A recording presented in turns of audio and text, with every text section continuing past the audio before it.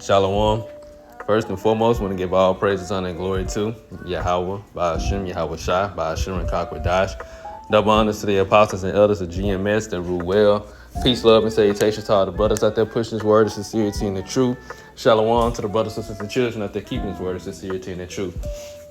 Okay, I want to do a quick lesson on this video by the YouTube channel Average Man Unplugged, which I've seen quite a bit of his videos and things that he posts with mainly about women and how these women mistreat the Israelite man, or how the Israelite man is desired, or whatever topic he may be going into. But this one caught my eye. It says, I have a problem with black women who get upset with black men dating outside the race. Yeah, and I listened to a couple of the videos, and mainly I was kind of listening to the Edomite women. But you had the Israelite woman who made a good point. Why are you so? I think it was actually the thumbnail of his video. Why are Israelite women, Southern Kingdom, so-called black women, getting upset with the Israelite man when you claim you didn't want us? You didn't want the Israelite man, the so-called black man, or you can do everything without a man. So, as we know, the so-called black man is starting to look elsewhere. Northern Kingdom women, they still Israelites, Northern Kingdom women, or going to the other nations. The so-called white woman, the so-called Chinese, so-called Japanese, or where they at in Thailand.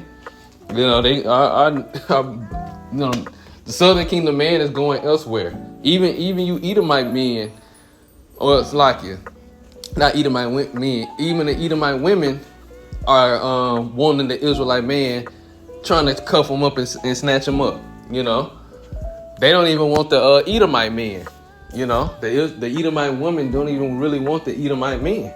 Not like that, because the Israelite men, not just the so-called black man, but the so-called black, Hispanic, Latino, and Native American man, are the top men on the earth. Now, I'm gonna play just the introduction of this brother's video, and I'm gonna get Isaiah 13:12, which I'm gonna get it now, and then I'm gonna go back and play that, and then get it again. Cause when this scripture, this scripture is not just gonna be it's gonna be forever. It's Isaiah 13:12.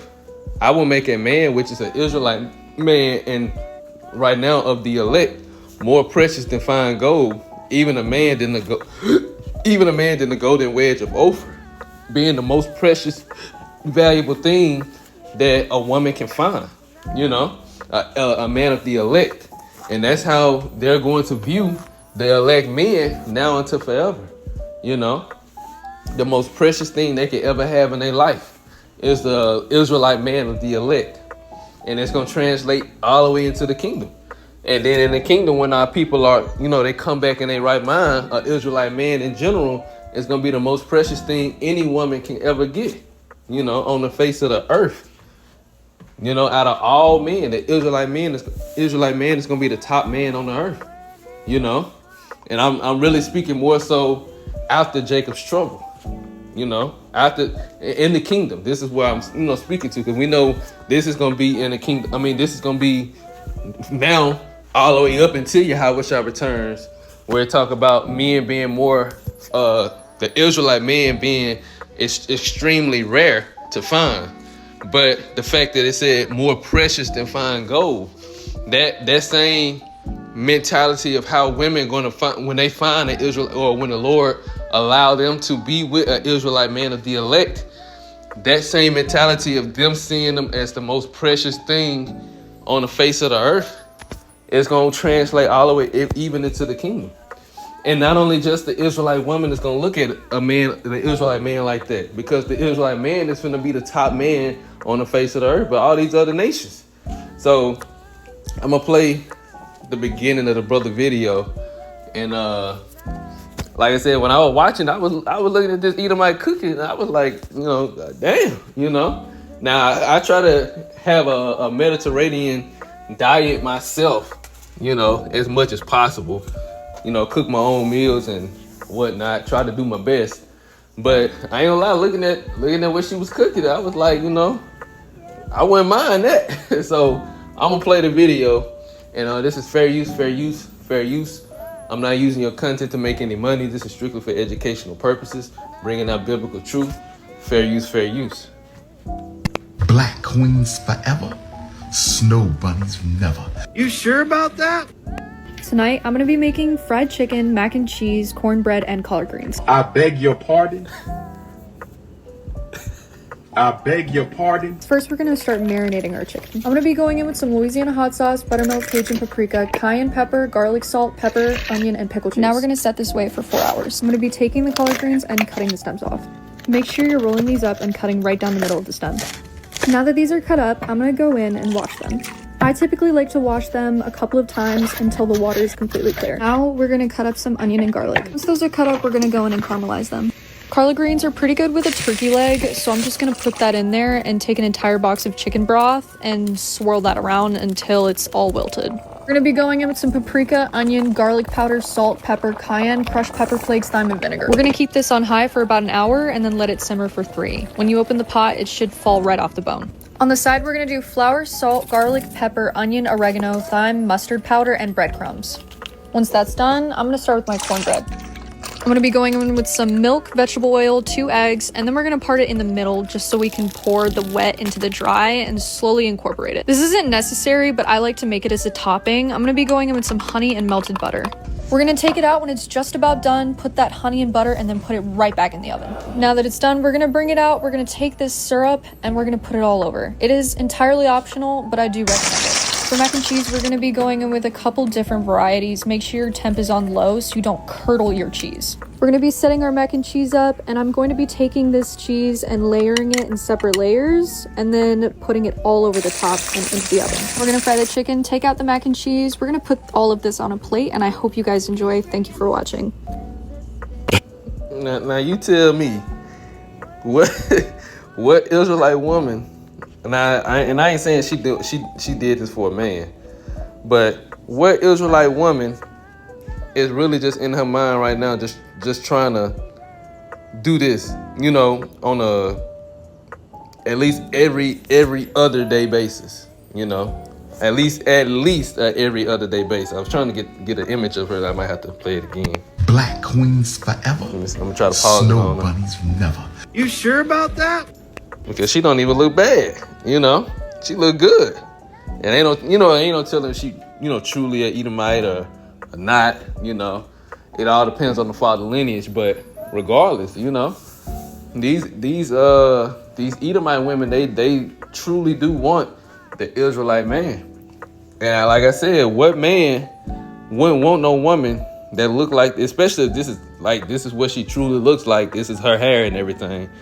And, she truly is one of the other nations, like an Edomite or whatever. But what man would want that? A man, this is what we desire, because this is what the Lord created a woman to do. It's one of the things the Lord created a woman to do. And to make a meal like that, a man come home after coming, from work, and the woman that he with or his wife, made a meal like that, and, women, it's all that simple. But you got the other nations, women willing to do this for the Israelite man, and here it is, we still having debates on why the Israelite man don't want the Israelite woman. The Southern Kingdom Israelite man don't want the Southern Kingdom Israelite woman. But your mindset, it's your, like the brothers say, your attitude, your mindset is not in the mindset of serving the man. And every time we say serving the man, our women, they have they hiss at that word serve or submit. They literally hiss at that word. But when you work at a job at a restaurant, and you are a waitress, your job, or a server, that's literally your job, to serve, and you will literally go around and ask them, is everything okay? Do you need this? Do you need that?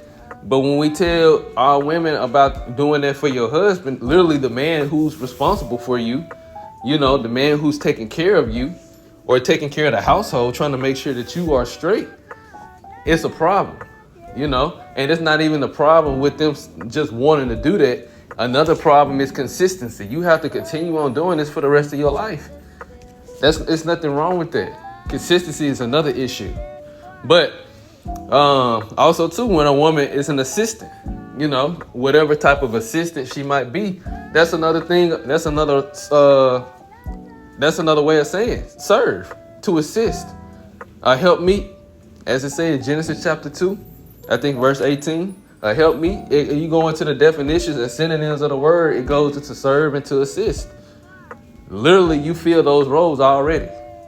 Women make up, you go into housekeeping or cleaning, it be women that take up those roles, but you're supposed to do that anyway for your own house.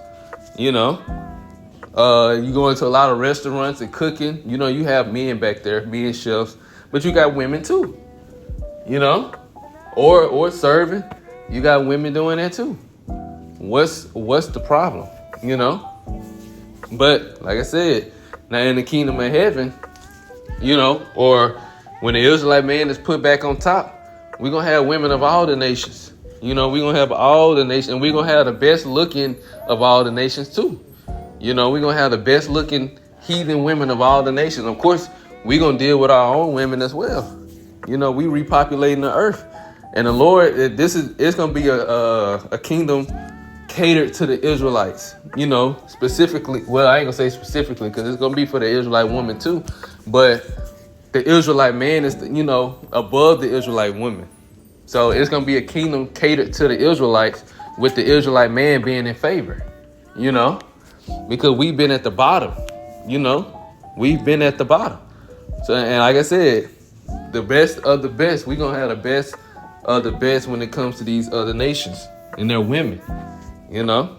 So heathen women that look, or I say Edomite women that look like her or better, you know, we gonna have them all, as well as the other nations, and they gonna be servants and handmaids for us and our women, you know, and our children. All of the whole nation will have servants and handmaids of the other nations, you know. Making fried chicken, mac and cheese, cornbread, and collard greens. I bet. But yeah, I'm gonna get the scripture one last time. I will make a man more precious than fine gold, even a man, and this is the Israelite man, than a golden wedge of Ophir. So in times to come, well now, all the way up into the times to come, even worse, you know, they get even worse. The true value of the Israelite man, of the elect, will be showcased to the whole earth, you know, and women will definitely, you know, most definitely see the true value of the Israelite man. And all these women, you know, or a majority of these women that be shaming and putting a black man down to say they don't need a man, you gonna see the true value of the man that you was shaming, putting down, that you rejected, that you left, betrayed, committed adultery on, so on and so forth, or that you hesitated to choose. You know, you're going to see the true value of them then. And that value is never going to end. It's not going to be like after Jacob's trouble and Yahweh returns, you're not going to value that man no more. No, it's going to continue on for eternity, because the Lord is going to elevate his men. He's going to elevate the men of the elect, you know. And I mean elevate, I mean put them on a level far beyond anything this earth has ever seen.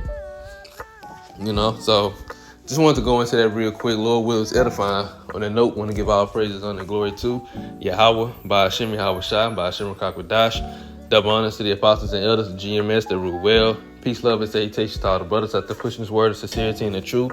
Shalom to the brothers, sisters, and children out there keeping his word of sincerity and the truth. Until next time, shalom.